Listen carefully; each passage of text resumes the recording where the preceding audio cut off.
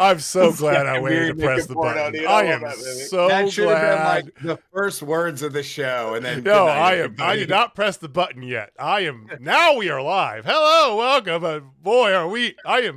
Yeah. The funny thing, we do cuss on this show. The algorithm doesn't like it when you cuss like right at the beginning, and we would have just destroyed that algorithm in a heartbeat. Don't button. One of us would. Hello, welcome, hello. Thank you guys for joining us. This is Total Spotfest. I am Jamie. I am not. I don't know what's going on. I'm flustered. I'm JJ. That's Jamie. Austin is right That's there. Mary. Howdy. We are back here. We're a little bit late. We're a little loopy, so this will be a fun show. But we do want to thank you guys for joining us in. Thank you for listening, those of you on the replay. If you are here with us live, hop in the live chat. I didn't even hit my go live, but my message, that's how great we're doing. So, hey, how you guys doing tonight? Better than me? So far, it would seem. Apparently. Yeah. You know, I'm feeling pretty good. I think you're probably a little down in the dumps today, but it's okay. Yeah. Your girl, your woman, your lady is having a baby. We haven't had an official announcement, but congratulations, Ruby, and apparently Angela Parker, real life. Hey, Ruby. Oh, right on. Good for them. I did not come across that on the internet today, but good for them. It's true. But Jamie's daughter, who has been my nemesis since she was a prepubescent, thought it wise as Jamie was hopping on here to pop in and throw that nugget at me, more or less. Feed me. Feed me. She's hitting us with like the TMZ updates. Oh, no, she's definitely Jamie's daughter, like 100%. She's like a small female Jamie. It's hilarious, really. if you ever get to know her, she is like a little small female Jamie. But no, congratulations are in order. Oh man, it is summertime. We are busy. We do want to thank you guys again for joining us a little bit tardy this time. And we want you to join us on a different night, potentially. Night, evening, afternoon. We'll see what it ends up being this time. But we are going to be, again, gracing the pre-show of Fountain City Pro on May the 10th, Friday, May 10th.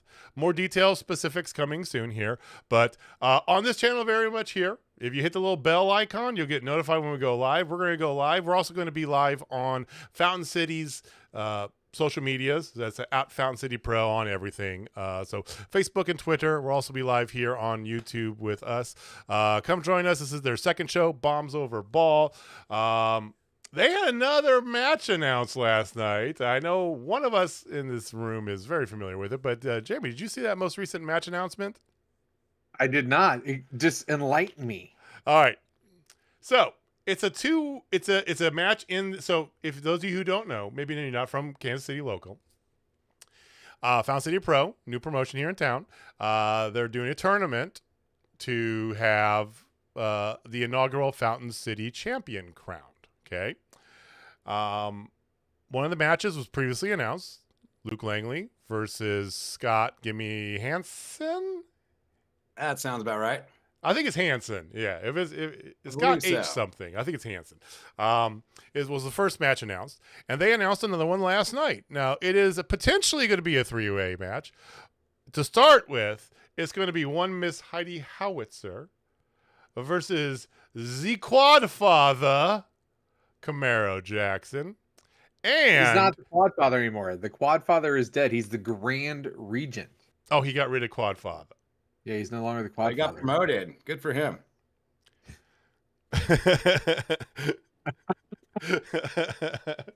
Camaro Jackson. Now, Camaro has a match this weekend in St. Louis versus KLD at WrestleMax. And if it's basically it's a winner retire match for KLD, right? He's been that's against Tankman. What? That's against Calvin Tankman. Okay, I'm sorry. I'm getting my big meaty men mixed up here. I apologize. You're crossing streams there. I am. I'm JJ's not. Hey, how you doing? If KLD loses his match this weekend, he's gonna retire. But if he doesn't and he wins, he'll be added to the match. So then you would have Heidi Howitzer, Camaro Jackson, KLD. Let's put all the meat in the match. Fantastic. That is a big meaty match. But if KLD were to lose this weekend and be forced to retire, who would enforce that? Is there a governing body in place that enforces these kind of things? Because I know Missouri has an athletic commission, and in my experience, they are good for absolutely nothing. So maybe they should start enforcing these kinds of things. We have shat on the Missouri Athletic Commission quite a few times. Yeah. And Jamie, I didn't think it could get any worse than the Missouri Athletic Commission as far as governing professional wrestling. You know, the state of Missouri is ridiculous. Like, let's just all around. Like, I live in Missouri. You know, I know.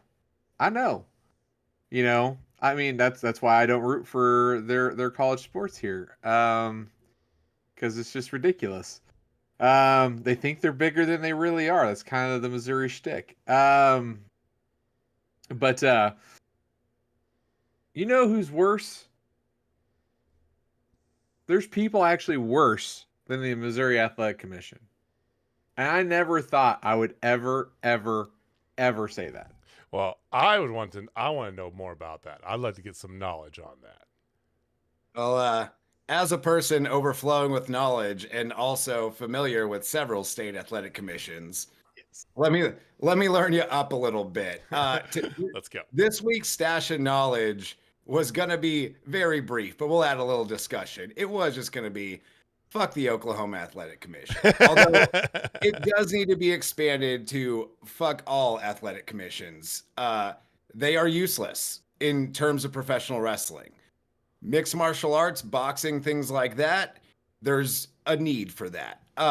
They do nothing for pro wrestling, but sometimes doing nothing is the best you could hope for from a state athletic commission when it comes to pro wrestling. Yeah. Often they actively work against pro wrestling. And if you were not plugged into the internet today, you might have missed the recent story of AEW rolled through Oklahoma recently. I believe it was Tulsa they were in in the last month or so. And one Nyla Rose, the native beast, competed on that show. Don't remember who she wrestled, but I do gotta say, every time I catch Nyla Rose, I am always thoroughly entertained. Love some Nyla Rose. Apparently, the Oklahoma Commission does not. I do want to say a quick side note to build here too. The only Native American on AEW's roster in Oklahoma. Just going to throw that out there, by the way. Yeah. Okay. Yeah. So you would think for a great many reason they would be a little extra sensitive towards that. But no, because athletic commissions are useless.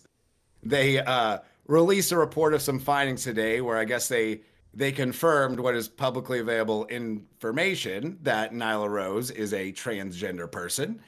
And in the state of Oklahoma, women cannot wrestle men. Now, this should not be a problem because if you are a trans woman, you count as a woman for pro wrestling and for most practical effects. If we're getting into a medical thing, maybe there's something else. But generally speaking, why does it matter? Apparently to the Oklahoma Athletic Commission, it does matter. They had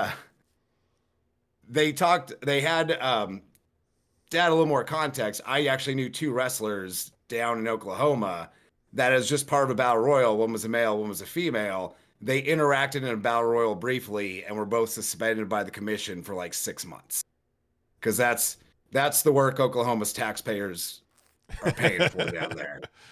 So they came out, and I don't think they've announced just yet what actions they are going to take. They did say it'll probably be similar to the last time something like this happened, and they will just send a letter to AEW saying don't do it again. But the worst part was them actively misgendering Nyla throughout their entire letter of findings. So yeah, that is, in case you were wondering, fuck the Oklahoma Athletic Commission and every other state athletic wrestling commission there is. Perfect. Take them all down. This is a form of entertainment. Yes, this is athletic. It's athletic, and from somebody who's wrestled for a while, gotten hurt, can attest to that. Austin, but it is entertainment first. You go to quite a few local indie shows, and it's a lot less athletic than you would think. We know. Yeah, we know. But also, like, it is entertainment more than anything else. It is no different. Now, I understand a big TV production comes through. Maybe it's a little different, but your local indie in Oklahoma, it is the exact same thing as community theater. No one's regulating that. It's some people getting together on the weekend to put on a show for some folks. Yep.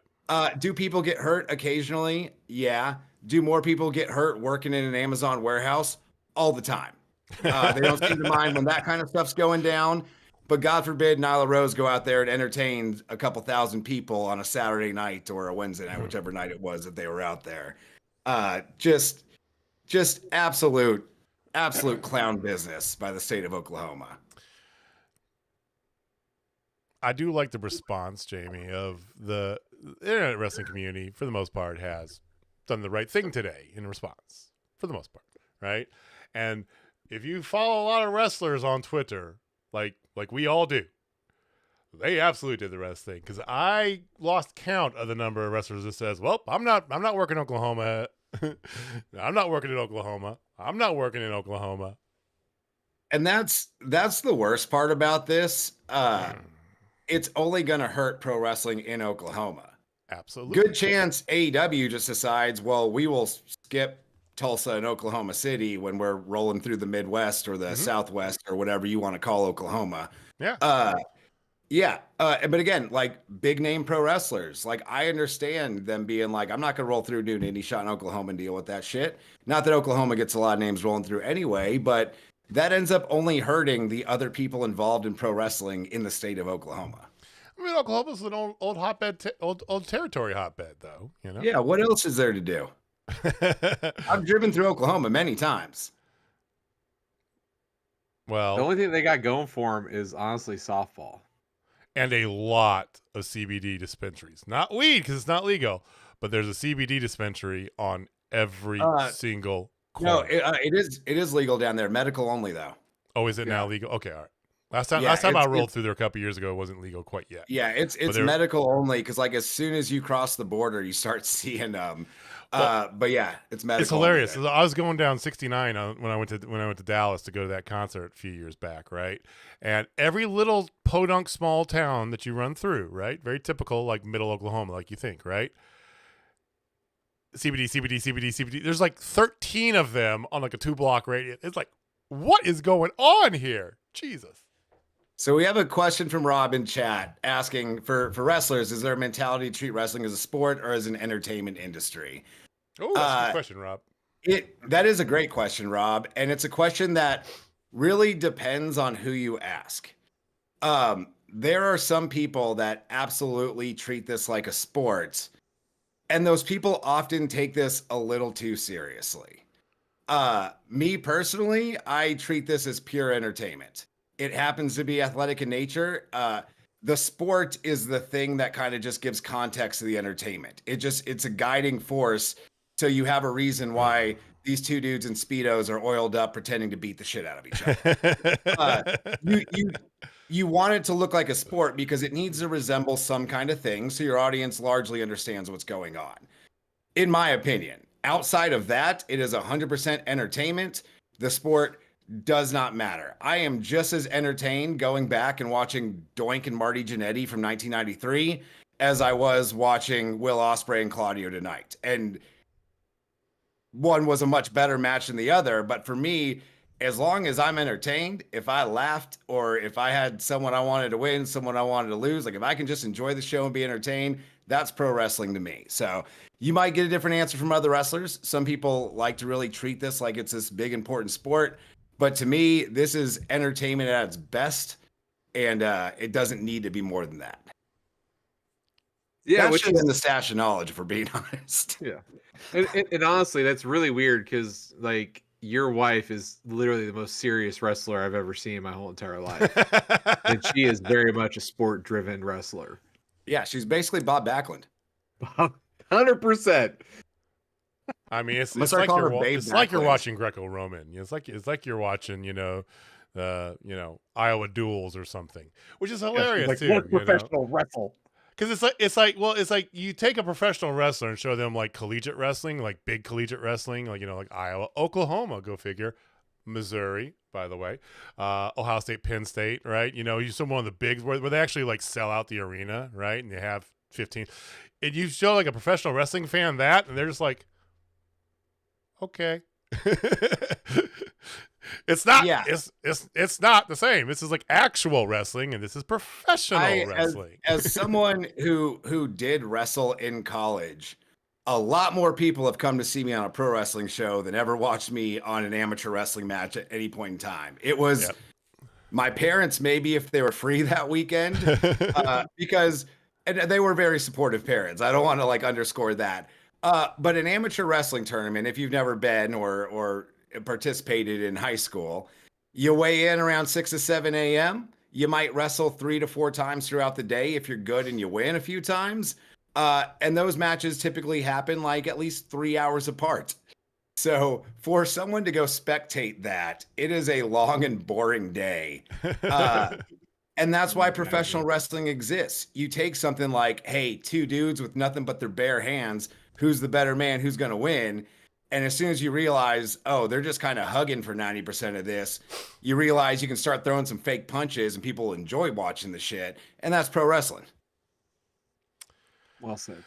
Well, just another reason for me to say fuck Oklahoma. So I appreciate that. Yeah, except for Arbuckle Mountain Fried Pies. If you've never been, it's right off I-35, right outside of Ardmore. Delicious. Arbuckle Mountain Fried Pies. Yeah, so they're like fried hand pies, which is basically I know what like fried pies are. I am salivating now. For anyone listening that is not familiar, imagine a calzone, but the outside is funnel cake, and the inside is any number of variety of things they'll fill it with. There's breakfast ones, there's pizza ones, there's a chicken pot pie one, there's fruit filling if you're more of a classic fried pie kind of guy. An apple. Yeah, that was probably better than any promo I've cut in my pro wrestling career, and it was putting over Arbuckle Mountain Fried Pies. Every time we drive down to Texas, we stop there. It's delicious. We actually got a magnet of theirs on our fridge. We like it so much. So, that's awesome. The only redeeming thing of Oklahoma is Arbuckle Mountain Fried Pies. Can you get them shipped? I don't know, but I'm sure they have a website. I would imagine, like if they could ship next time you go, I expect. I'll keep an eye out next time we're rolling through because oh my God, it's the third thing that pops up as soon as I put Arbuckle in. Just saying. Let's see. There's a whole bunch of them. Yeah. Oh, you can shop. No, you can't. Yeah, there's just the one. Yeah, we'll get to Dynamite eventually, folks. We're doing important work. Oh, there's one in so there's one in Arkansas, one in Alma, there's one in Wichita. Do you know that? There is one in Wichita. Hell yeah, I didn't even know that. And then there's a whole bunch in Oklahoma. You live in Wichita. How do you not know this? Bruh, I don't go freestyling around Wichita very often. I technically live outside of Wichita. I'm in a little town called Valley Center. We venture into like 2 or 3 spots in town when we need to, but I like sitting at home and watching old wrestling and playing video games. I hear you. I also have a town bar 2 blocks away, so like I literally don't have to leave the vicinity of my home. Don't have to leave your street. Yeah, the bar is right next door to the gym, and they are both about a quarter mile from my house. And you work from home. And I work from home. There's and on the walk there is a Mexican restaurant, a little place with some barbecue, a barber, and a Sonic. Like, I'm covered. Living in paradise. All right, Don't even so need a car, my next damn cheat near. day. My next cheat day, I'm gonna try to find one of these things. This is now the Highly third recommend. week consecutively that we have diverged into food. I want to be very clear. Yeah. Hey, one of the fat boys that started this time. That's true. There's a skinny guy. Bruh, I would imagine on a pretty decent clip, I'm up there and eating with most heavier set people. I just have to work out a lot. But I also have to go get in a ring and spandex underpants on a fairly recent or frequent occurrence. So I got motivation to stay on top of that kind of shit. Yeah. So we'll talk a little bit of Dynamite, gentlemen. I think we should talk about the Dynamites. Kind of surprised we're not talking about Dynamite right now. I know. Let's do So, it. quick question: to go home or not to go home? That is the question. And AEW has a track record of not going home very well. The past two have been very good. Gentlemen, was this a real go home show for you? For me, it was, but it was more than that for me as well. Ooh. Last week was a straight ratings grab. We all know that. The world knows that. More or less, it worked, right? They got a bigger number. They got a bump in viewership. The show was not good, and we were very, very, very vocal about that, right? This felt like hey, let's get back to AEW stuff. Let's do AEW things, right? It wasn't the greatest show they've done, but it was back on point with what I expect when I turn my TV on a Wednesday night at 7 p.m. Central Standard Time. I think it did do a good job as a go-home show. I feel like Saturday's setting up more as a go-home just from the build they have for Saturday, to be honest, though. Yeah, that's completely fair. I didn't even realize this was the go home show, even though they kept saying Dynamite is on Sunday, and I know Dynamite is on, or not Dynamite, Dynasty is on Sunday. But it never like clicked for me that this was the go home. I just thought this was like a real fun and solid episode of Dynamite. Mm-hmm. But to your point, JJ, they did announce quite a few things for Saturday that made Saturday seem more like a go home show. And right. I think that's kind of what made this seem a little bit less like a go-home show is you're putting these featured talents that are in these big matches in more matches the night before your pay-per-view, right. Which is pretty rad. And that's the trouble with having the two-show thing. And WWE struggled with this for a long time too, Jamie, about your Raw go home, your SmackDown go home. This is your Dynamite go home, and you have a Collision go home, right? Mm-hmm. What do you? Or I mean, it's a juggling match of sorts. I think it does a good job of enticing you to tune into Collision, though. I'll give you that.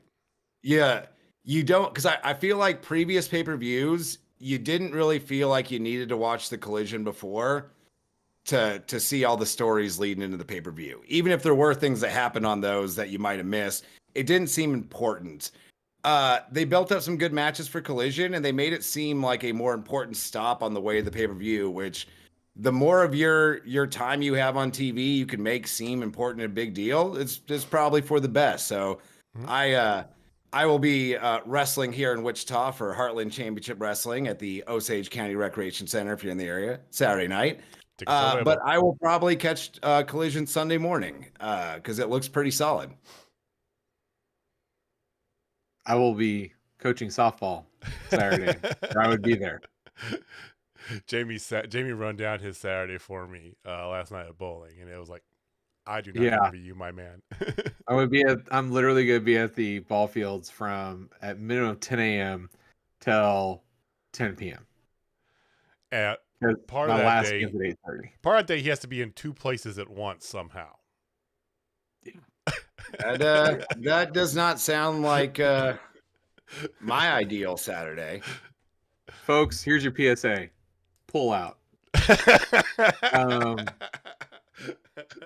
So So, I thought I agree with your sentiments on Dynamite tonight. I thought it had go home feels, but not full on committed go home. Does that make sense? It's like, hey, we want to go home, but not really. We're going to make Saturday more of a go home, even though we are kind of going home here. Because honestly, guys, it was a decent show tonight. I have no bad things. And the number one thing I want to say is Jon Moxley's back, ladies and gentlemen. Oh, thank you, Lord And Jesus. you know what Jon Moxley and yours truly have in common? Not hair. We are both holders of prestigious world titles. Okay. Are you though? I mean, he has a belt on his little logo there. You didn't send him the belt? Are you holding my championship? No, I could not in good conscience send Jamie the belt. Dude. Here's the thing. It was the equivalent of the ref kind of seeing the cheating, and you can't let it go. Now, he didn't cheat. I will be fair and say he did not cheat. He took advantage of me in a NyQuil'd up state, fighting off a sickness that would have killed any normal man. But I still got on my phone to make those picks, and I was 99% locked in. And that one little second, NyQuil got to me. I slipped up. I didn't pick the right thing, even though I was going to pick Awesome Truth. I think there might have been some kind of collusion. I'm not going to say for sure. Some research needs to be done. I think if you saw DIY twice, you should have known. That's probably not what he meant. But apparently it's an everyone look out for themselves kind of I would collude with the FWO. That you're saying that. It's all a conspiracy. Y'all could be getting in. I don't know, but I got my suspicions. So because I have so much respect for this championship and its distinguished lineage, I could not let, in good conscience, Jamie take this beautiful trophy. Wow. Until he earned it. So coming up this Sunday at Dynasty, he's got another chance to earn it. And if he earns it, I will hand him this belt like a man. But until then, I am the rightful champion, no matter what the record book says. That's a pro wrestling promo, folks. I hear what you're saying, but there's this old adage that in order to be the man, you got to beat the man. And I am beat the man. The man. No, you're the man pretending to be the man. I am the man being the man who will still be the man Sunday night. It's a lot of men. Just a dude playing another dude who's dressed like a dude. You're just a dude dressed as a dude disguised as another dude. I've held that belt more times than Ric Flair's had belts, period. That is my baby. That means you lost this belt more times than Ric Flair, who lost the belt more than anyone else. I mean, that's fair. I mean, R-Truth lost that 24/7 championship a whole bunch of times, but we still love him. You know R-Truth. Moral of the story, folks. Moral story is I'm the champion, and Jon Moxley is the IWGP World Heavyweight Champion. Thank you. We will. This will be determined this weekend. Tune in next week. We'll have the results of the Dynasty picks. Hopefully, everybody will be in the right state of mind. There'll be no asterisks to be thrown by anybody. We will see. And still, but kind of new, me. Undisputed. Did not mail you the belt. That's cold. That's cold ice. I mean, that's a straight heel move. And I'm not bringing the Postal Service into this travesty. I have already emailed President Jack Tunney. I will get to the bottom of this. Hey, I'm not above a old school, just a regular old schoolboy roll up and holding on to them tights just a little bit. I'm not above that. Not above it. And neither are you. So Moxley finally back. I thought it was a fantastic. I'm getting us back on track, ladies and gentlemen. I thought it was a fantastic way to start the show, especially again last week. It rubbed a lot of people the wrong way. Everything that was done, right? So how do you combat that? Jon Moxley, killer promo, fantastic promo come out. Still hate that belt. Never going to change. I do not like the IWGP belt. But I think it's awesome that he has it. Divas belt.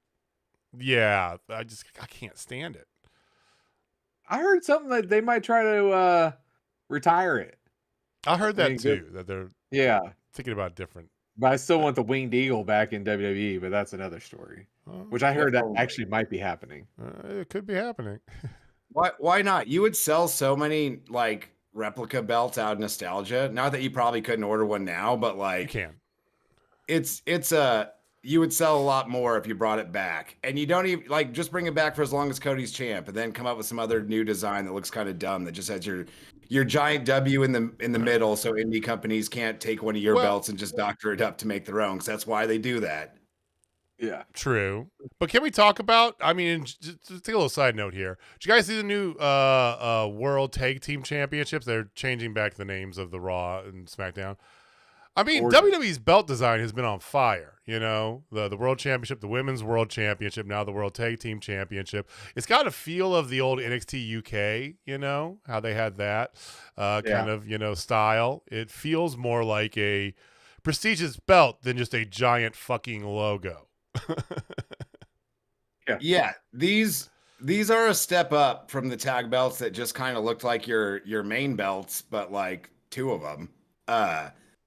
They were on a pretty rough run of belt design for a while there. And they can and should be better. This was a good step. You know what these remind me of the old ECW tag titles a bit. I think we're the ones that could have that. Yeah. I'm with you.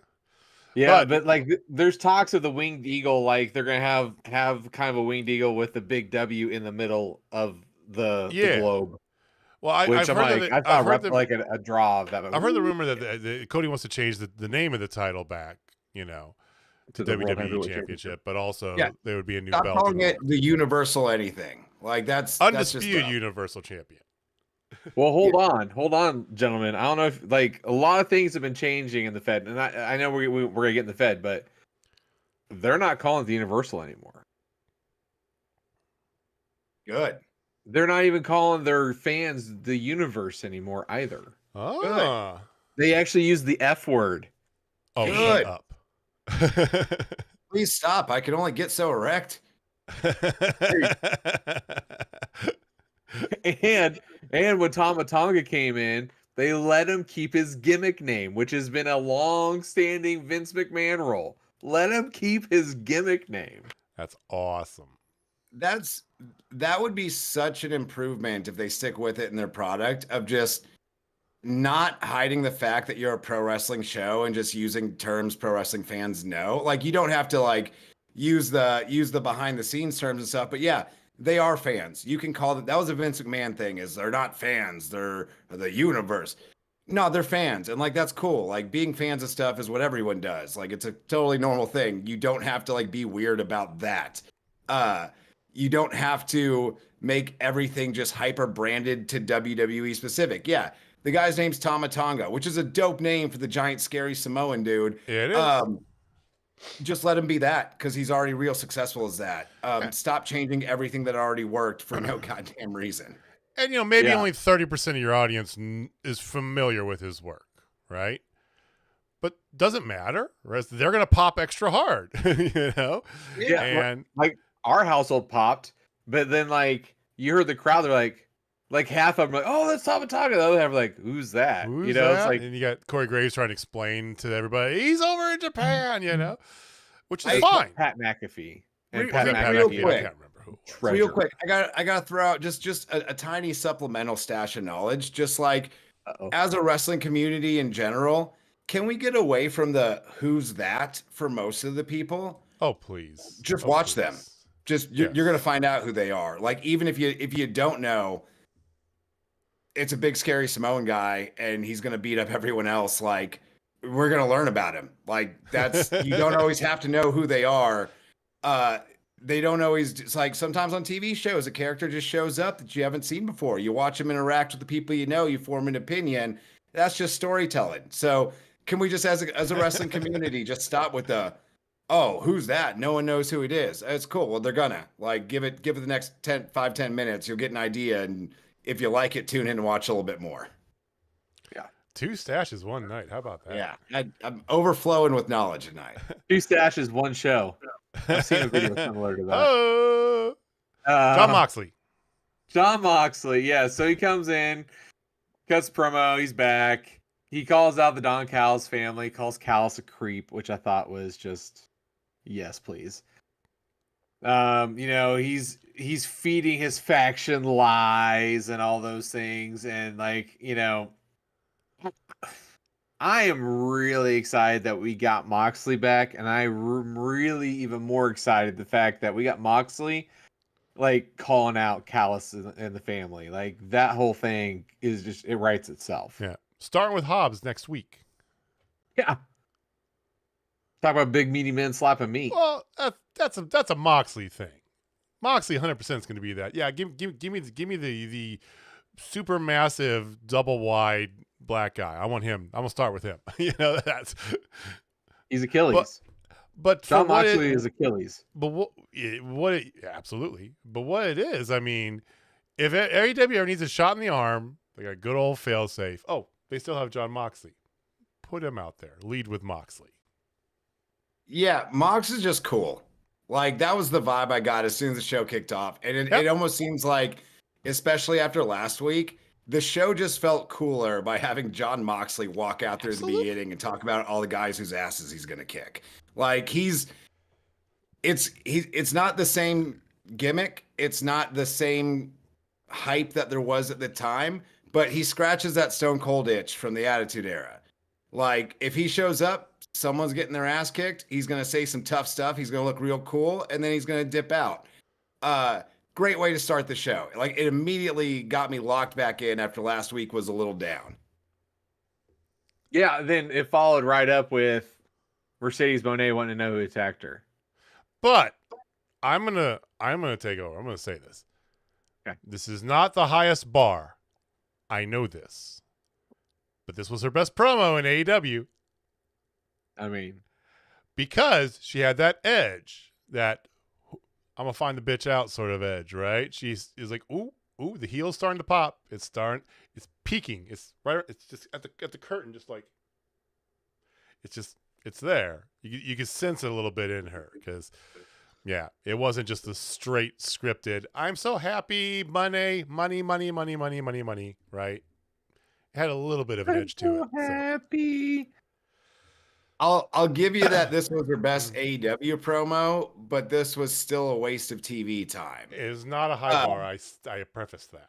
She's on the card. So my problem with the last couple of weeks of Mercedes Moné's promos, she's just kind of narrating what's going on, but not really like contributing anything to the story. This promo is basically her just saying, I got jumped last week. I want to get the person back. I know who usually turns off the lights to jump people, but maybe it was the other person I could be feuding with coming out of this. Like, yes, you told us the 2 options of people we've seen in the last few weeks you're feuding with. We understand everything you just said. Like, you don't have to fill us in on that. Let us know what you actually think about it. Because the little moment she did where I'm going to get the bitch who did this, like, that did lock you in a little bit. Like, okay, that's something from you. But then it went straight back into, here's a series of events that have unfolded over the last week or so that you watched on this program. That's just kind of where we're at. And that's it. It just seems pointless. It doesn't add anything. I would rather have her just like talk naturally and be her and just tell me CEO things. Like, throughout the promo, she kept saying, but because I'm the CEO, but then followed it up with just something that any random wrestler would do in the given situation. Like, why are you the CEO? Give us more on that. Or cut your promo from an office. Have an assistant or something. Maybe someone's trying to reach you on the phone. Go full business mode on this gimmick. Like, Yeah, like that at least we're getting some character and we're getting more about like who she is and why she's here. Like she said she's coming for a title, but give us more of who she is. Not just a summary of the events we watched on TV. Unfortunately, it's 7 days ago. It's going to be a slow grind to get Mercedes to where it's the enjoyable version of Mercedes. But Tony's not going to put her on. He's not going to not put her on TV every week. No chance. Yeah. And in hot take, gentlemen, no one attacked her. Ooh, I like that. She's the one who attacked Willow. She's the one that's going to be heel, and then finally she's relevant again because everybody knows Mercedes/Sasha, the best version of her is a heel, and it is so damn good.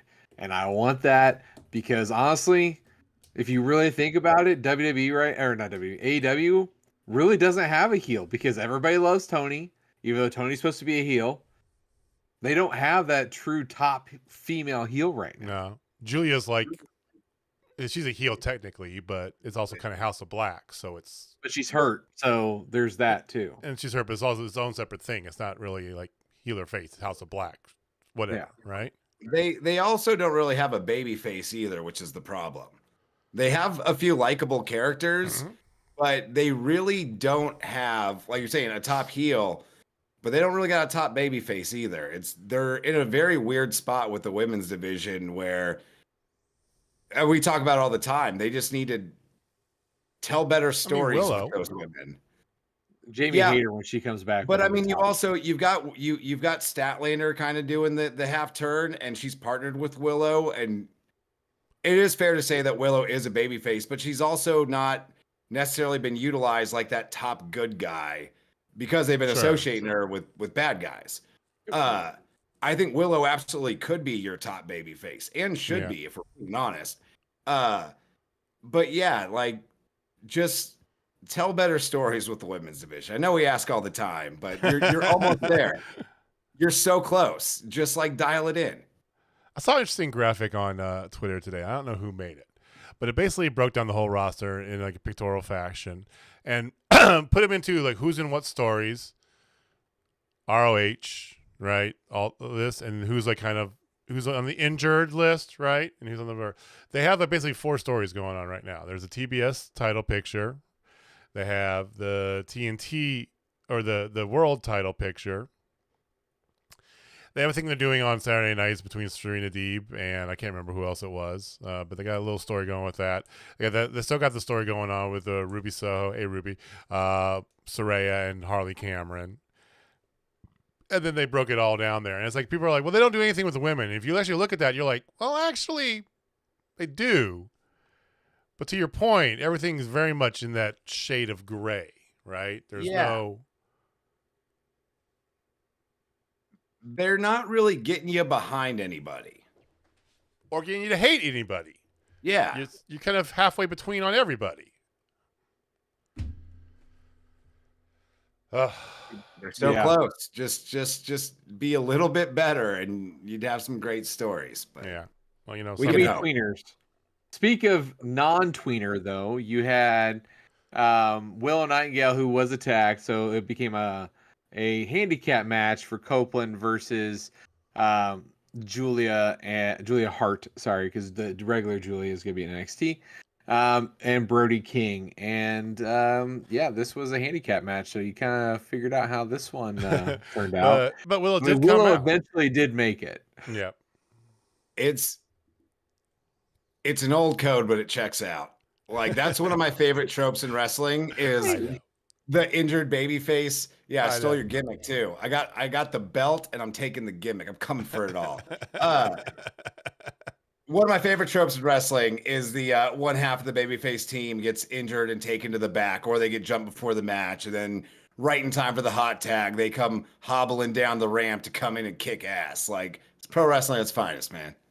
I loved seeing Willow doing moves on Brody King. Yeah. Take that, Oklahoma. Go fuck yourself. She even, direct response. Like she even did the whole like the barking before she did her cannonball, which was so good. And kudos to the Indianapolis crowd. They were actually fantastic crowd tonight.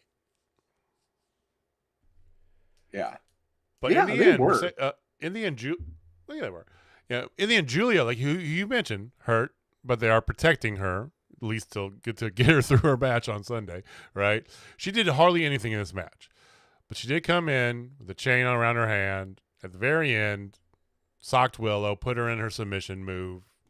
They got the victory. Yep. It's a good use of a hurt champion talent on your main TV, right? You know, the way they did it all was very well thought. I will put it that way. And it's a decent start to the show too. It was fun. It was good fun. Adam Copeland, it's always good. I hate to throw this out there because it would mean basically eliminating one of two women's matches on the show Sunday. But with Julia being hurt, I would like to see something where she gets jumped behind before the match. And you basically have Willow have that babyface moment of, do I really win the title this way? Like, she basically comes out almost unable to compete. I think that's a good character moment for Willow. And if Julia really is hurt, it kind of keeps from having to wrestle hurt. But then at the same time, it also gets rid of one of two women's matches on the pay-per-view, which is not ideal unless they were to bait and switch. I can see them pulling in Mercedes into that. You know, Mercedes is the one who may have attacked Julia. What if Julia gets jumped before the match of the pay-per-view and Mercedes comes out and says, as the CEO, I've put myself into this match? Because she keeps saying she's a CEO. Apparently, I'm assuming it's of AEW because I don't have any information otherwise. He said CEO of AEW last week, so it seems unlikely because they already announced Double or Nothing. But yeah, that's one of those. That's one of those things I think heats you right back up with Mercedes Moné after a few weeks of kind of being iffy on it. Have her sub in as the heel, beat Willow for the title there, lead to the rematch at Double or Nothing. You got a fun little story there. We're brought into the women's division again. Mm-hmm. I think they're going to do something creative with the match there because it's very obvious that Julia she's got to get some rehab going, right? You know, she literally did nothing this entire match until the very end, where she had a very safe, planned, you know, chain around the fist shot and a submission. So I'm sure they'll have something up their sleeve. Oh, for sure. For sure. Well, it's more promos, of course. You know, Renee had a sit down with good old Samoa Joe. And Samoa Joe cut a typical Samoa Joe promo. He's so good at that. I could listen to Samoa Joe talk all day long.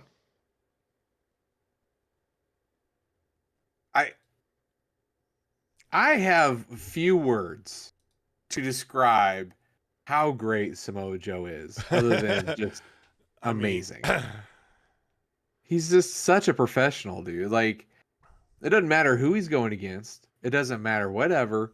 He can just get that. He could just have a killer promo. Hell, you have a killer promo about a freaking bag of sand, you know? And here you go. And you're amped for it. Remember on Being the Elite when Eddie Kingston was newly signed to AEW, and they had him on Being Elite cutting promos on whatever they could find. They just picked the thing up, cut a promo on this, and he would. You can do that with Joe. Yeah. He's just, yeah. But Joe's just got that. WWE. Yeah, he's just got that presence where no matter what he's saying, you just take him seriously and you're interested in what's coming out of his mouth. Which is why he was the perfect transitional champion. And I don't even want to put him as a transitional champion, but let's be real. It is what it is, right?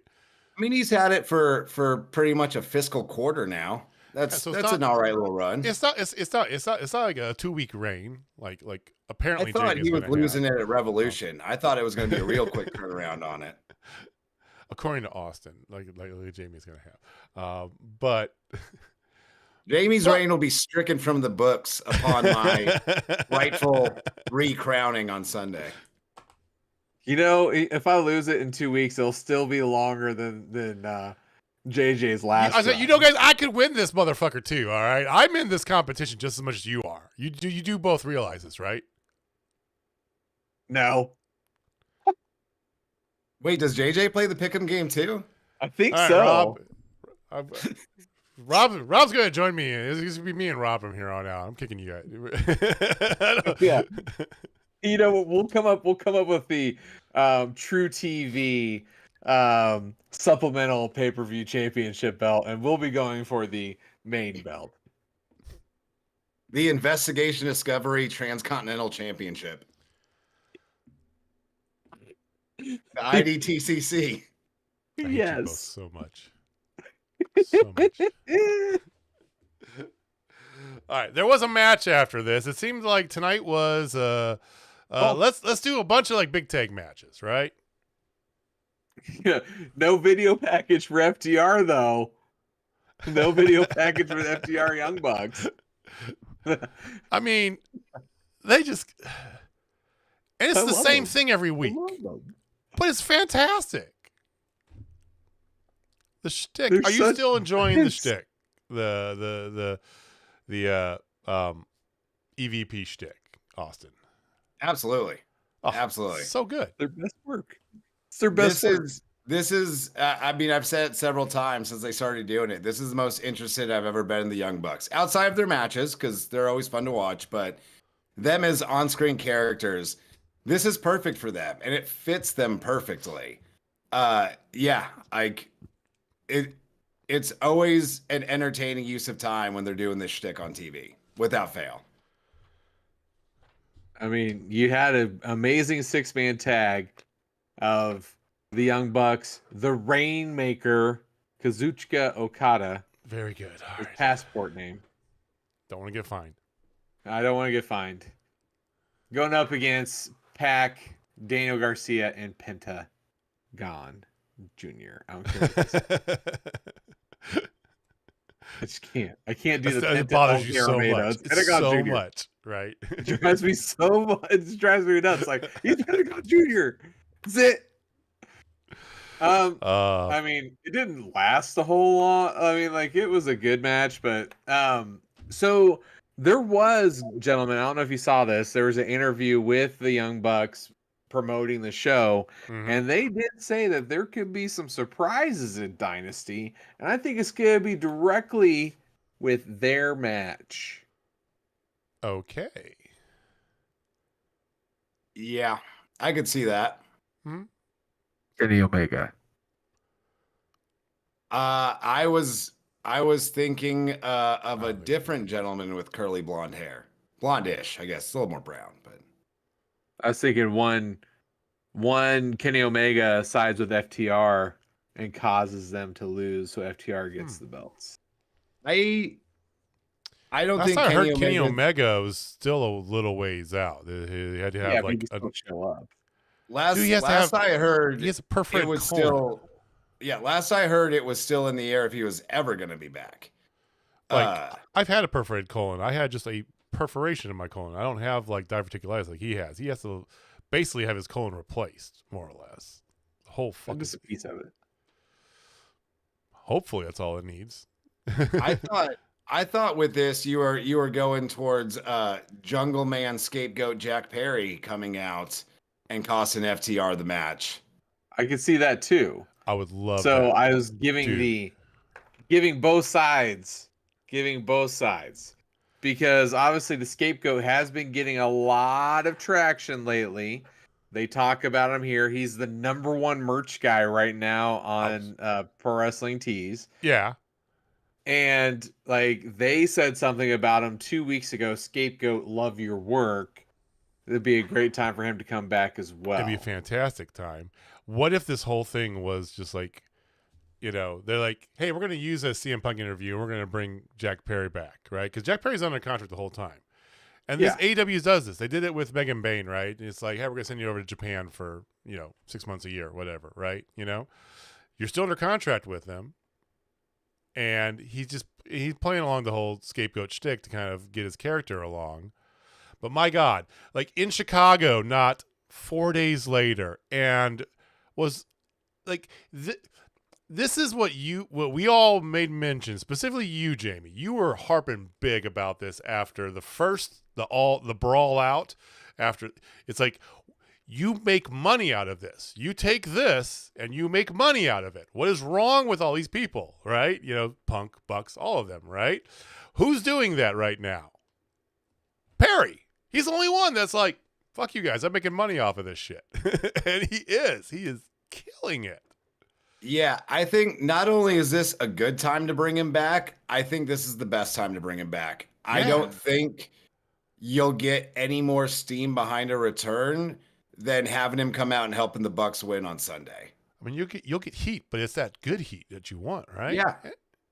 Yeah. Because I think if you wait too much longer, or if you're just not planning on bringing him back imminently, yeah, I don't think he's going to be nearly as relevant. I mean, he'll still get some kind of return pop, but he's topical right now. He's being talked about right now. Now's the time to bring him back and align him with the Bucks. And it looks like they're not going to be, because the word on the street is that the Guns are going to sign with AEW naturally, right?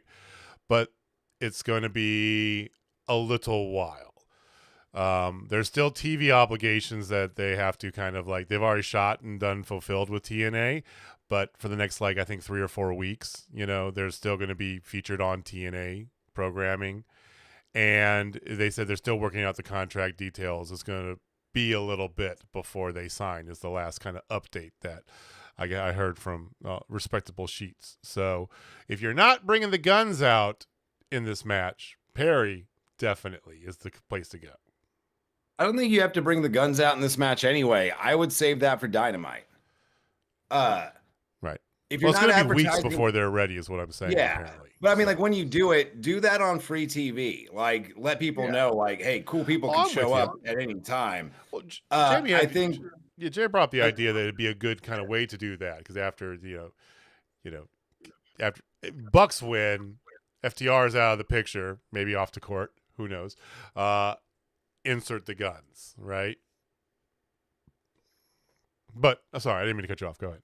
No. Yeah, like that's like I say, I like the idea of the Guns being the next feud, and if we get that double or nothing, Guns and Bucks, hell yeah, sign me up. Yeah. I just think if you have them available, debuting them at the pay-per-view is probably less ideal than debuting them on TV. If you're not advertising them ahead of time, everyone that was going to buy the pay-per-view already bought it anyway. Throw them out there on Dynamite. Like, I'm with you. Yeah. They're not going to get any more buys. Yeah, I hope Heather agrees with us. Welcome in, Heather. Yeah. Sorry we're a little late tonight. Yeah, and I already told Heather too. Like, I'm a man of my word. Like, the first AEW Guns shirt, I will buy it for her.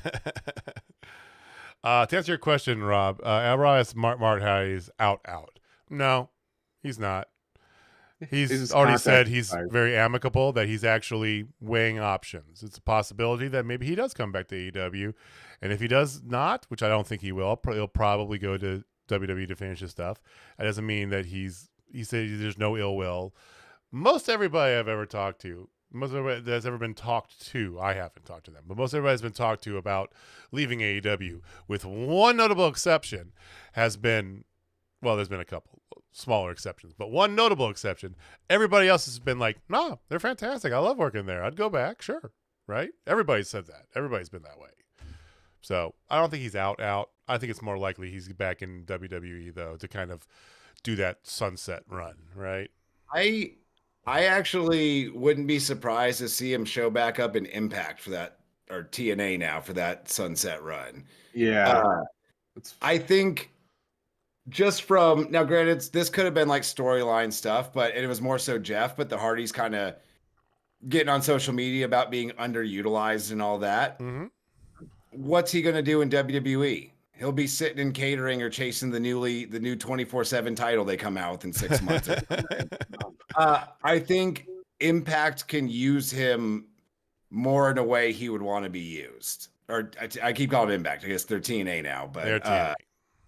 I think there's just more interesting stuff to do with him there. I don't think he really fits into modern WWE. I hear you. I hear that. They did to bring the Hardys back on a nostalgia thing. I don't think we need to see that again. But yeah, we don't need to see the Hardys. Yeah. Hardys, as they once were, are too old to do that. Yeah. When your time comes, your time comes. And it's not the Hardys anymore. But you could do the broken gimmick well into your old age, 100%. Absolutely. Absolutely. Well, it's Jamie's favorite time of the week. Yep, it's bash on Chris Jericho time, ladies and gentlemen. But we're not alone. We're far from alone. I think there might be like 6 to 10 people who are not on the bash Chris Jericho crew. Yeah, Chris Jericho's immediate family. Yeah, I don't even know about that. So I guess Hook and Chris Jericho were gonna broker something, and Taz got attacked because Jericho, wanted a shot at the FTW championship. I don't know. It made zero sense. Everybody was against it. But somehow, some way, shocker to all of us on this show, Hook versus Chris Jericho on Dynasty for the FTW championship. No one saw this coming. No way in hell was he going to find his way on that pay-per-view. And somehow he did. We just watched Hook beat him like 3 weeks ago. So he's losing. Sure did. Jericho's going to go over and bury Hook because that makes all the sense in the world. I hope not. And Hook is not allowed to speak on TV. For all of us. It's just stop it. Just stop this, please. For the life of God. It's booked now. It's on the pay-per-view. Whatever. Everybody knows, hey, when do you go prepare your snacks, use the bathroom? We all know now, right? Let this be it, please. God, stop this. They should have an option on I think they're on Triller now because they moved on from Bleacher Report, so they're on something with an app. They're still on Bleacher Report. You can still do them on Bleacher Report, but you can also do them on Triller, YouTube, and I would like a pay-per-view option where maybe instead of $50, I pay $45 and you just black out the Chris Jericho match for me. No. I wouldn't pay less. I would pay more. I would pay them $55. An extra $5. There's Abe Lincoln right there for you. Maybe on YouTube they can do that. And what they'll do is for that match, they'll do like the YouTube like moment of zens that they have, it's from time to time, right? Have y'all seen on their YouTube page, they've got like a 4-hour video that's just lo-fi beats over Orange Cassidy matches? I have not. Give me that on the stream instead of the Jericho match, and I will pay you $5 extra to review. Tony Khan, that was my business deal. I know you're a businessman. I think you handed over the CEO-ship to Mercedes Moné, but you make some deals. That's my pitch to you. Let's make that happen. I'd pay $10 at this point. Hell, I might even pay an additional $50 just so I never have to see Jericho. Like if everybody would chip in on pay-per-view buys $50 extra, and Chris Jericho is no longer on TV, would you do it? The AEW fan buyout of Chris Jericho. It's time. I mean, it's like if you can't see and hear what's going on, what are you doing here? And I know it's 100% Jericho. Jericho's the one telling him, don't worry about him. This is all part of the plan, right? He's got way too much reign. Let's move on. Like how many feuds can you have in a row that just completely miss before someone pulls you aside and is just like, bro, that ain't it? As we've discussed on the show before, make him your authority figure. He can still get his ego stroked. He can be an important part of the show, and he would probably kill it in that role. Like that seems very, very tailored to what we enjoy from Chris Jericho historically. Yeah. But I mean, this goes back a year now, if not more. The Adam Cole feud was last summer around this time last year. That was just god awful, and it only got worse from there. Oh, that's so bad. It's all been bad. And then him and Sammy fighting each other again, and it's just like, come on. They're together, and then they're fighting, and then the whole thing with the Don Callis family. It's just like, oh my god, which made zero sense. Just stop, and we're gonna stop. Let's move swiftly away from this, Jamie. Yeah, let's move swiftly on to the second part of the go home promos of the night. You had Swerves, and he vowed to see Samoa Joe in the ring tonight when he was sitting with Renee. Yeah, and it was fine. I mean, he responded to the choke artist thing, which I thought was very well done. But it's time for Swerve. The era of Swerve is upon us. He leaned heavily into his military background, which he never has before, which I thought telling because A, that means he's 100% face. Right? No heels out there saying, it's like, I went, fought, and died for our country. I'm a, like, so he's leaning into that. But I just thought that was a little bit interesting, kind of a little extra zing he kind of threw in there. I just appreciated a very strong babyface promo from the babyface half of the championship match of the pay-per-view. Yep. This was great because this was different from a lot of promos we've heard from Swerve in the past. But he still had that little bit of edge about him. He was still Swerve, but this was a white meat babyface promo 101. And he killed it. Yeah. So good. He's so good right now. And he's so over. He's so hot right now. So hot. Oh my God. They're leaked. All right.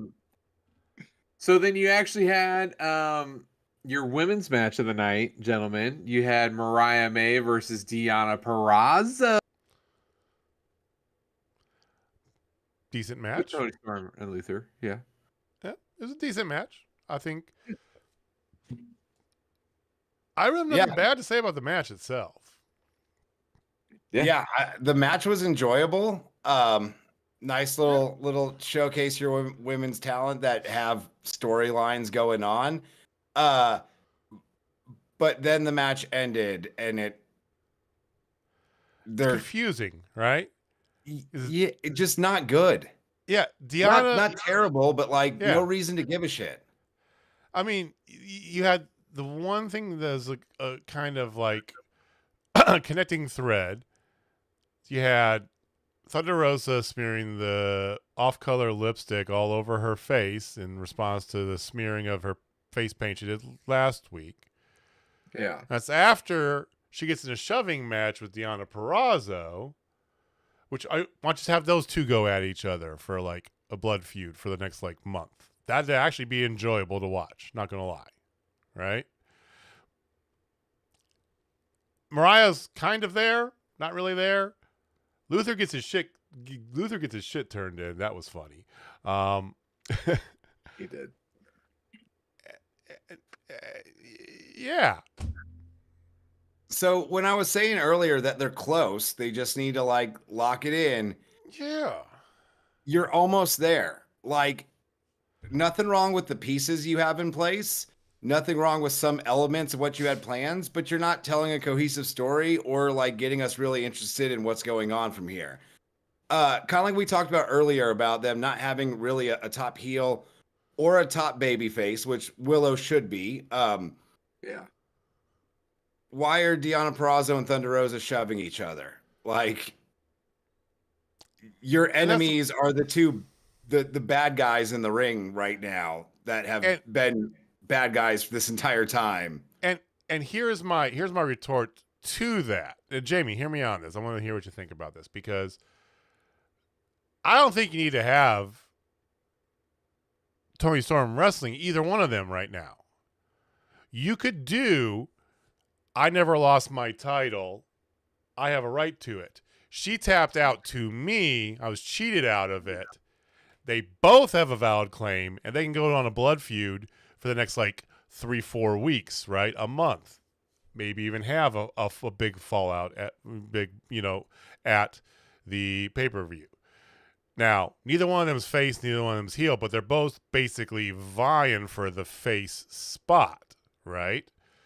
And it gives them both a pop and a bump. At the end of it, you can have that you're the better woman. They're both face, right? Makes more sense than this whole sort of whatever they're doing with the two of them. And you keep it a little fresh because you're not just rolling somebody out to lose to Toni Storm every single pay-per-view. Yeah, and I think you could do that and you could start it after the pay-per-view. What tonight should have been was Thunder Rosa coming out and making the save, and then Deonna and Thunder Rosa making an agreement of, you know what, Rosa, you've got the shot on Sunday. I'll be at ringside to make sure Mariah May and Luther stay in their lane. But when you win that title, you give me the shot. You get your babyfaces shake hands about it. Now your heel that has just been having her lackeys cheat, starting to get into Britt Baker territory. Now she's got some jeopardy.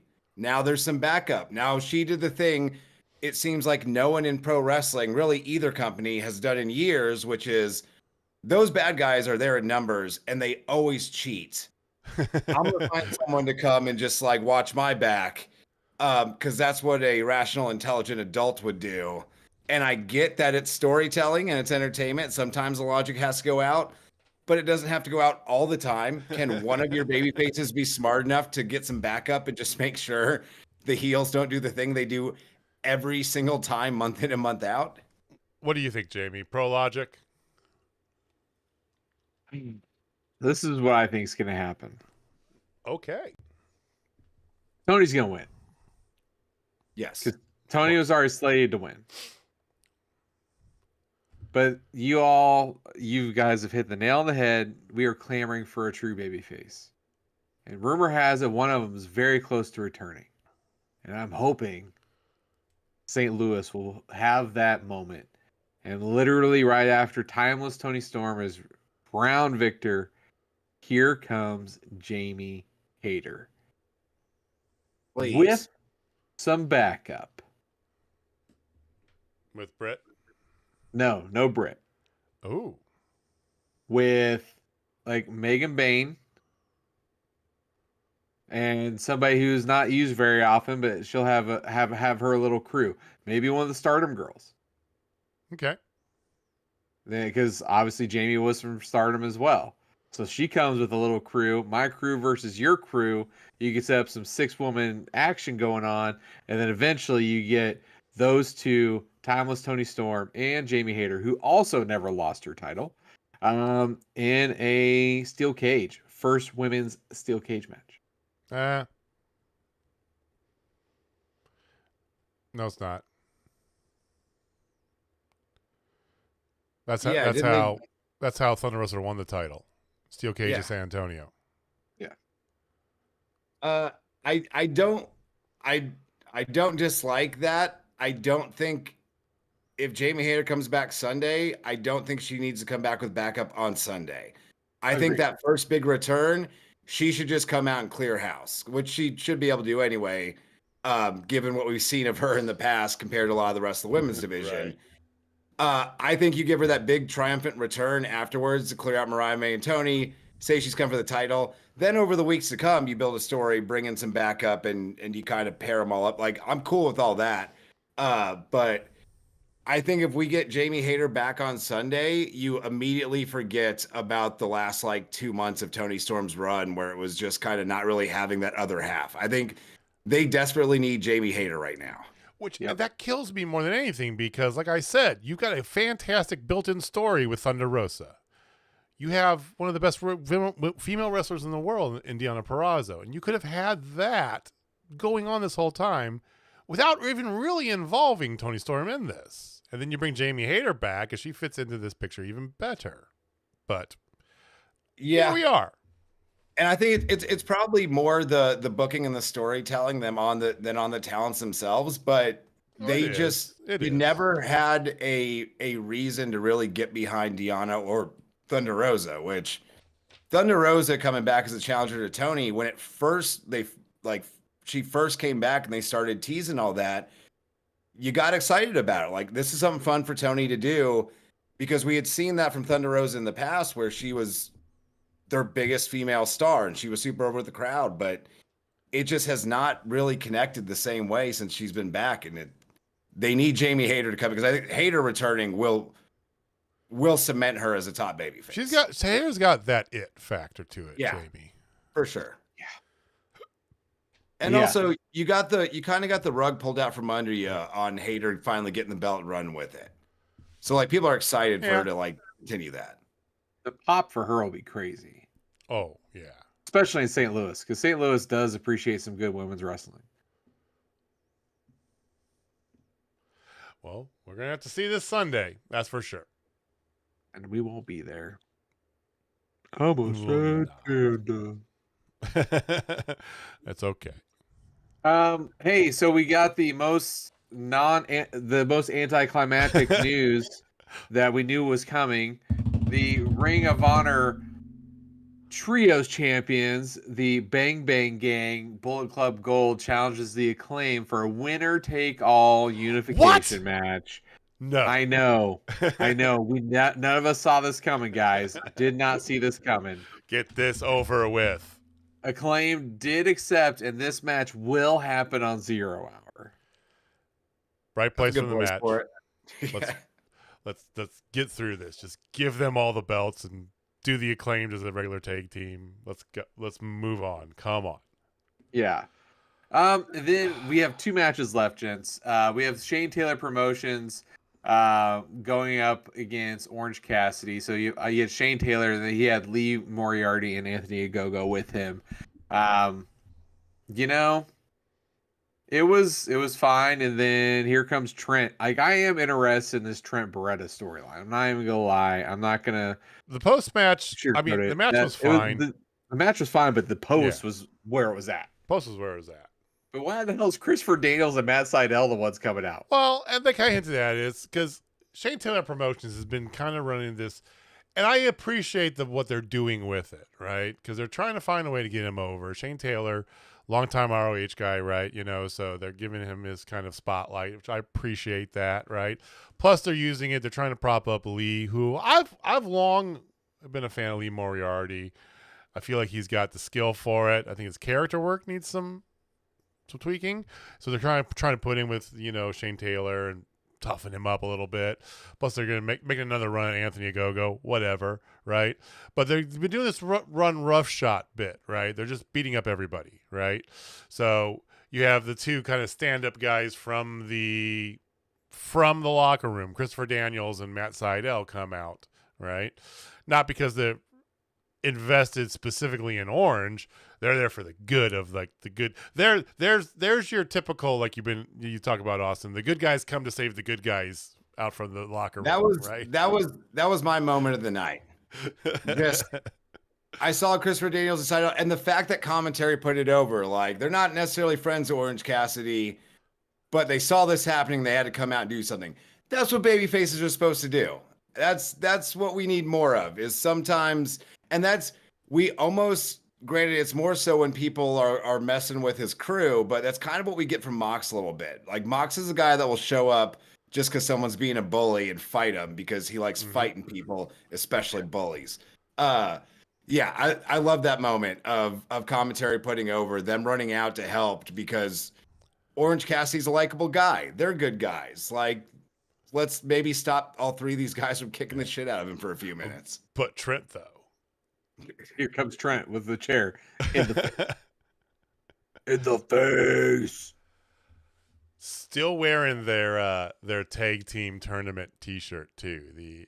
Which I think is an excellent. Trent and Orange for the big one. I think this is something fun to do with Orange Cassidy too, because he's been part of the best friends as long as there's been an AEW, pretty much. Yeah. And it's. Like, that's one of the few things we haven't got to see from Orange Cassidy yet.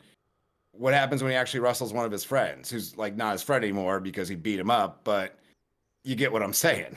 Yeah. Well, commentary touched base on that at the beginning, right? They've always seen him with the friends, right?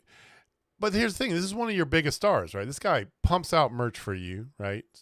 Over everywhere he goes, never puts on a bad match. He's a top guy. Treat him like a top guy and give him that kind of platform to be on his own, which I appreciate that, right? Because I've seen I've seen Orange, in solo from old indie stuff, right, that I'd watch on the internets, and it's great. Let's see if it works for the masses. I think it can, and I think it's good to do this way. So I think nobody loses in this feud, especially us, because those blow-off matches we're going to have between Trent and Orange are going to be fucking fire.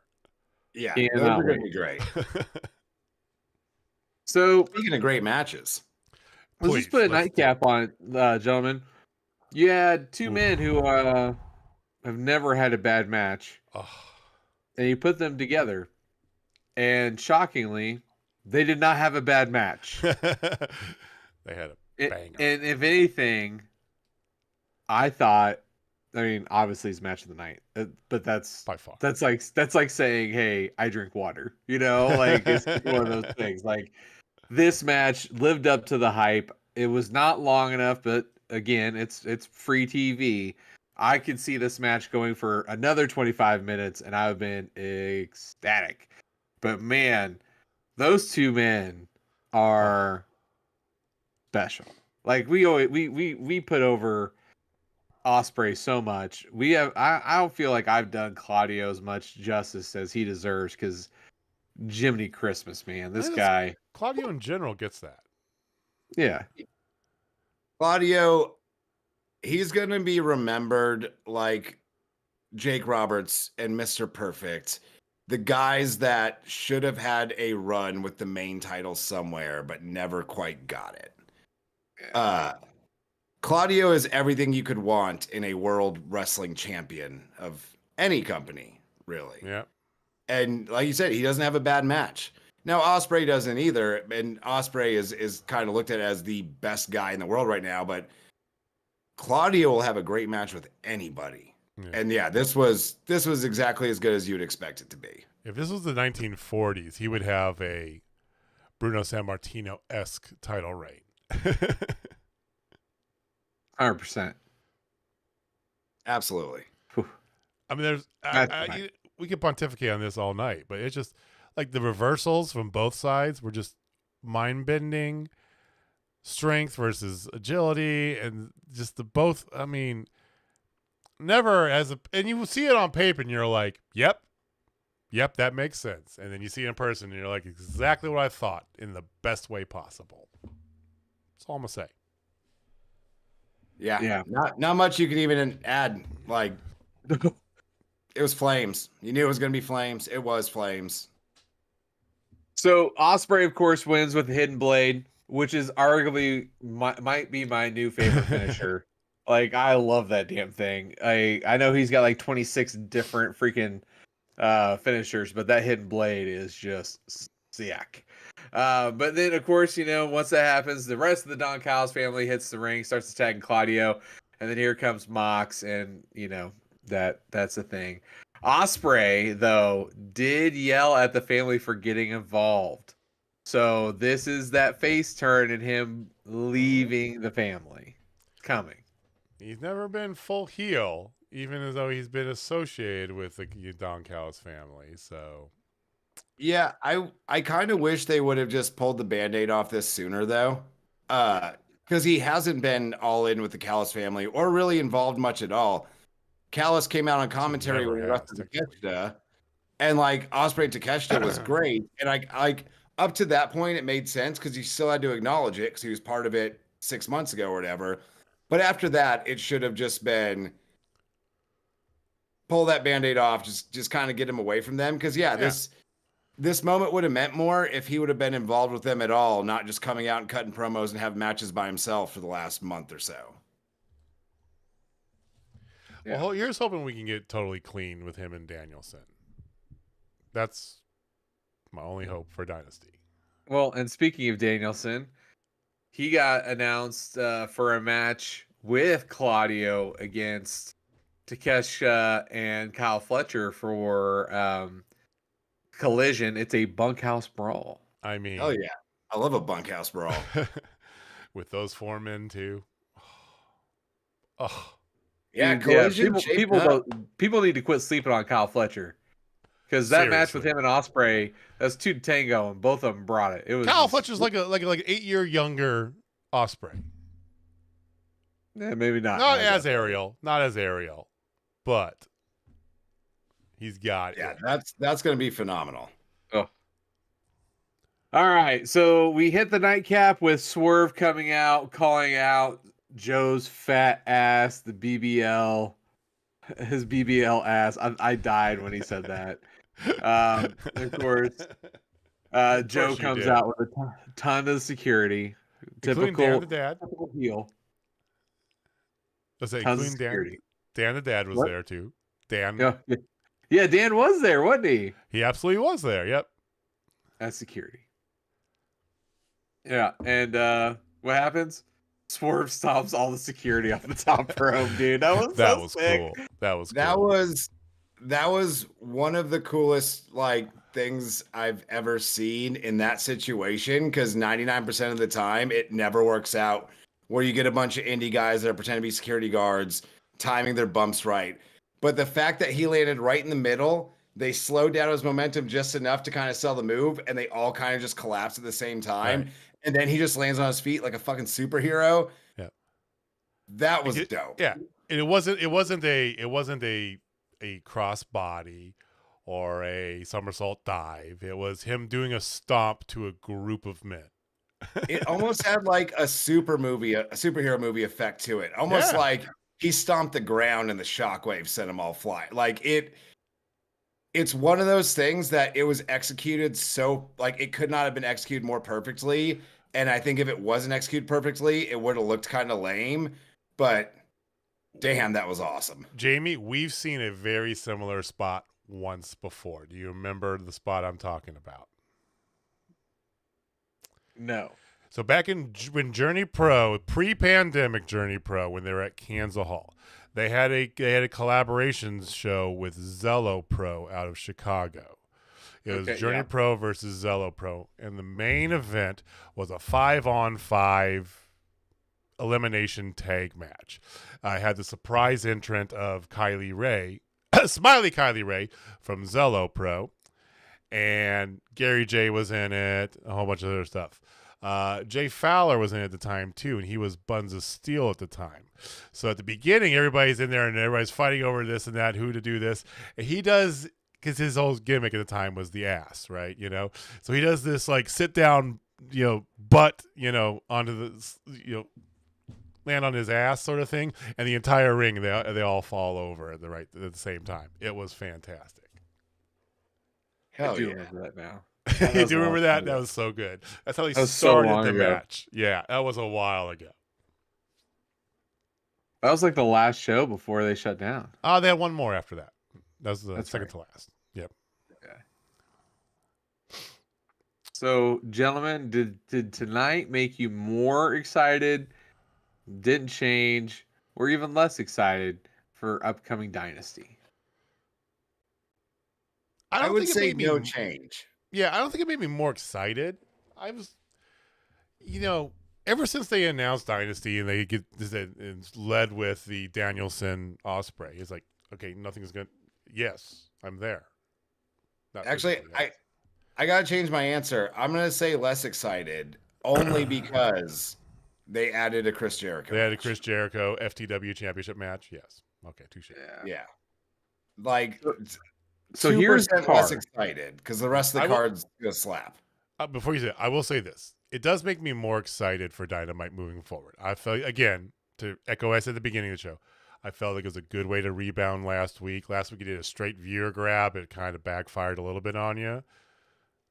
You got back to what you do, and I appreciate that. For sure. So here's the card as we know it right now. Always subject to change. There's a lot of matches. 1, 2, 3, 4, 5, 6. 10 matches. Oh, Jesus. So you start off with 0 Hour. The only one announced for 0 Hour is the Acclaim versus Bullet Club Gold. You have the FTW Championship, Hook versus Jericho. You have Adam Copeland, Eddie Kingston, and Mark Briscoe going up against the House of Black. That match will be great. You have the TBS Championship, Julia Hart versus Willow Nightingale. I can see that going to 0 Hour. You have the AEW Continental Championship, which is the Rainmaker, Kazuchika Okada versus Pac. Don't sleep on that. Then, hey, this one, best friends going at it. Roderick Strong versus Kyle O'Reilly for the International Championship. Don't sleep on that one. That's probably going to steal the show. Not even going to lie. Then, of course, you have the AEW World Tag Team Championship of the Young Bucks versus FTR. Ladder match. You have AEW Women's World Championship, Timeless Toni Storm versus Thunder Rosa. Arguably the best match of the entire card, Will Ospreay versus Bryan Danielson. Give me some of that. And then, of course, you end it with the crowning of Swerve Strickland against Samoa Joe for the AEW World Championship. I mean, you look at that card. You got 4 matches on there that are just like, wow. And a 5 if you include, because it's the FTR Young Bucks is always fantastic, and they're doing a ladder match. That's dude, it's I'm absolutely excited. stacked. Yeah, like it's insane. It's pretty crazy. And And it can be yours for $50.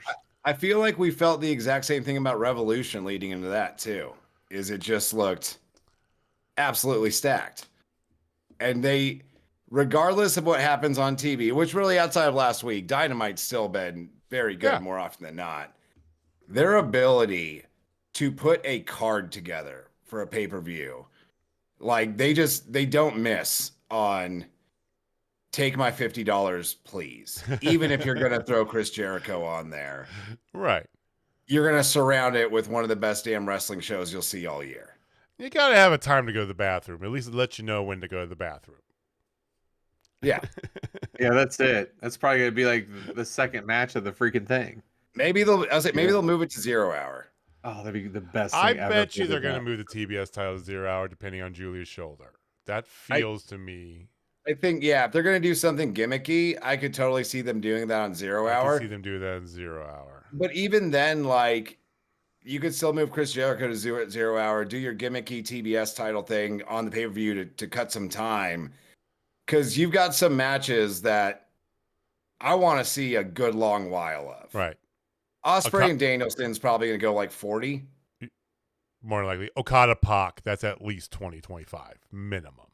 Give me a good, that match could be amazing. Give me a good 20 of House of Black versus Canadian Fried Chicken or whatever they were calling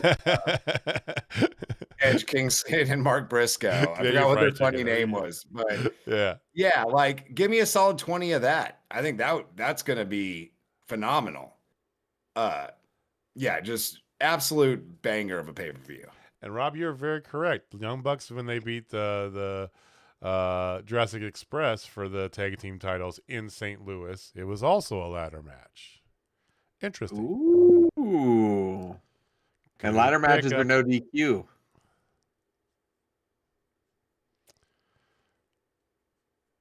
I think we're getting Jungle Boy. Gotta be Jungle Boy. I mean, it's a ladder match in the place where he lost the tag team title to the same people in the same building, and the few. It's gotta be Perry. Anyway, I'm in. Let's make it happen. I'm excited for it. You excited for it, Jamie? You asked us. What are you? What about you? You know, I am very sad that I am unable to go see that live. Same. And it's so close. Like that's the thing. Like that's why. Yeah. Like be able to see Will Ospreay and Bryan Danielson in person against each other. Hear the coin drop in person. That's all I want. I mean, really, like I am a Okada stan, man. Like I just want to hear that coin drop in person. And the fact that Heidi got to see it at when she went to Japan was it last year, still haunts me. Because it's like I know somebody who saw it, you know, like in Japan, you know, like. Hey, but now that he's here regularly, it's only a matter of time for they travel through Kansas City, and hopefully it's a Dynamite, not a Collision, and you get some Okada. Although we're getting Okada on Collision this week. We are, and too bad it's not in Kansas City, where it should be, because you know it's only 4 hours away from the show. But, yes, Rob, make it to a Spotfest thing so we can see it on TV. Yeah. Free promotion is always well appreciated.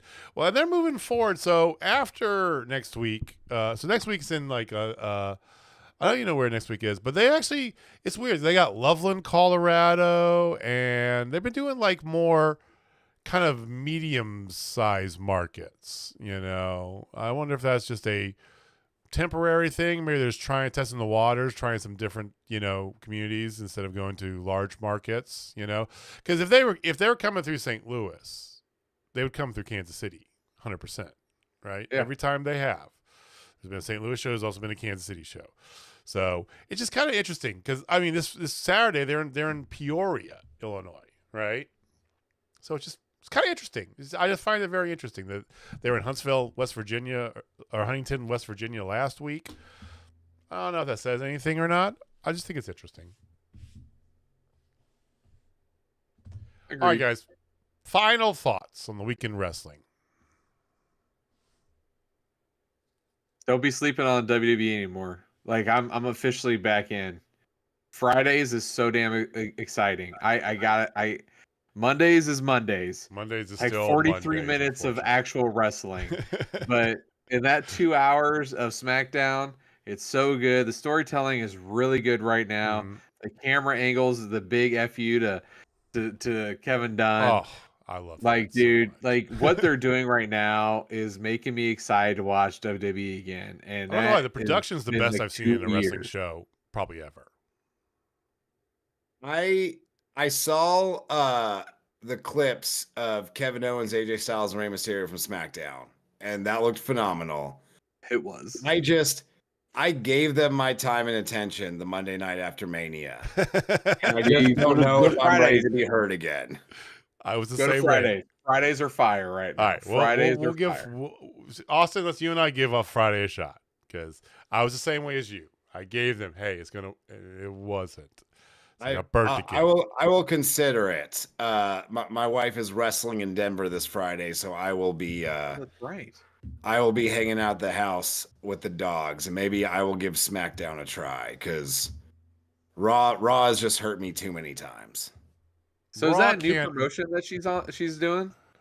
Circle 6 runs. They kind of tour around. They don't run regularly in any one place, but it's a deathmatch promotion. Ooh. I don't think her match is an actual death match though, but it's in a bar. Like it's bar wrestling's the best. I love bar wrestling. It's like a bar fights death match kind of thing. I think hers would be more like a bar fight than an actual death match. But it's they're only doing 3 matches. They've got burlesque performers and live music and stuff. It's they kind of make an event out of it every time they do a show somewhere. I love bar wrestling. That brings me back to old school Journey Pro again. First time seeing Warhorse. We were right by the bar, and so was Warhorse because he was fighting the dude on the bar 2 feet from us. I always love wrestling in like bars and breweries and other fun venues where you can just kind of like do different shit. Cool venues. Bring back cool venues, guys. All right. We will get picks this weekend. We will have a champion crowned. Hopefully all 3 of us are going to agree on the results this week because one of us is definitely playing some sour grapes over there, it looks like. But regardless... I'm standing up for the people is what I'm doing. I'm making sure everything's fair and right down the middle. We will have the results next week. We'll give you our thoughts on Dynasty. If you haven't already, it's going to be... JB went over the card. It's going to be fucking bonkers, right? It is available on more than just Bleacher Report finally, so definitely if you're in the US, get it on Triller or YouTube. Don't use Bleacher Report, please. Don't use it. Let's show them with our wallet what we really think of their shitty production. But we'll get you our results. See who won. See who the champion is after this weekend, and talk about next week's show. So, thank you for watching. Thank you for listening. Again, a reminder: we will be live on the 10th for Fountain City Pros pre-show for their next event at the Ball Event Center in Olathe, Kansas. Tickets are still available. If you haven't got your tickets, get your tickets. If you live in Kansas City, you're going to be around here on May 10th. We will see you there. FountainCityPro.com. We'll have more information coming up in the next couple weeks here. But thank you guys for watching. Thank you for listening. We appreciate you giving us some of your time. Jamie, take us home. All right, ladies and gentlemen, if you're not down with Total Spotfest, I got 6 words for you. We have to go. I'm the reigning, defending, undisputed champion. Funny. Usually the champion's got a belt, but we'll see what's up with that next week, I guess. All right, guys. We'll see you next week. Peace. Later.